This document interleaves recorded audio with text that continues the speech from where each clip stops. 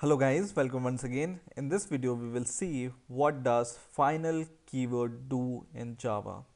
So for example, I have a class called hello and I define a variable public final int number, and I have added final to the variable declaration.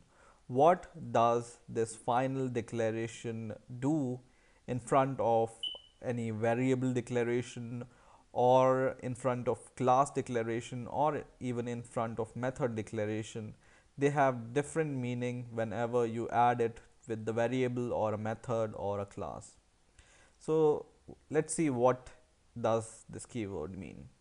So the final keyword has numerous way to use.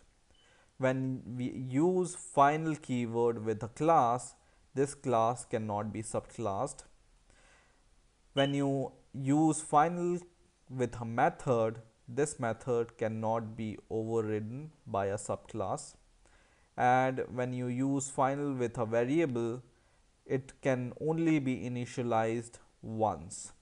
Okay, so first of all, we will see this point, that if you declare a variable as final, it can only be initialized once. Okay, so I have declared a member variable which is public final int number, and what's here written, it can only be initialized once, right? So for example, I declare a constructor with the same name, and I'm going to initialize this value in my constructor. So number is equal to 10. Okay, so I have initialized it only once, right? Now I will create an instance of this class in my main method. Hello is equal to, or hello hel is equal to new hello. And what I'm going to do is I will try to assign the value to this number, hello dot number, once again, right? So for example 20. Okay, and when I run the program or compile the program, it gives me error, and the error says the final field hello dot number cannot be assigned, right?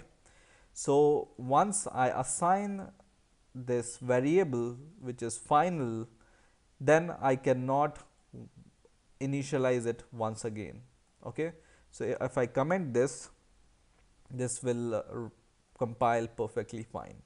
So it has compiled perfectly fine, but if I try to reinitialize or reassign a value to a final variable, then it's not allowed. So generally, you whatever value or whatever variable you want to declare it as a constant, you can add final keyword before this. Okay, now the first point, the final class cannot be subclassed. When we will learn about inheritance, we will also learn about what is subclassing.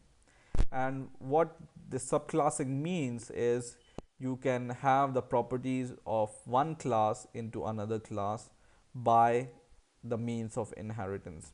So for example, I have the student class, which whose property I want to use it, or property or member variables or member method inside my hello class. I can use it like extends and then student class, not this one but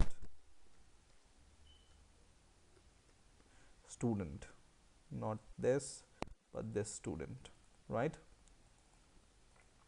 And this is totally fine. If you write extend student, this means that we are inheriting from student class to hello class, and this inheritance we will learn in the further video, but I want to show you what this final keyword mean, right? And when we compile the program, it will give us the error. And what is the error? Final cannot be initialized. Let's comment this and then once again compile the program, and it compiles totally fine, right? Because student class is not final, right? So if you add this final keyword before the declaration of a class, for example, I will write public class student instead of public class student, I write public final class student, final class student. So I have made this class as final, right? So if I made this class as final, now see what happens. It shows whenever I compile the program, it will show error. And what is the error here? The type hello cannot subclass the final class student. Okay. So whenever you declare a class as final, you cannot subclass it from it. Yeah. Okay. So you cannot extend from that class. Okay. And the point in the middle, that the final method cannot be overridden by the subclass, this we will learn when we learn how to use inheritance and how to use overriding in a class. Okay, so just remember these three key sentences and you will be good to go. I hope you have enjoyed this video. Please rate, comment and subscribe, and bye for now.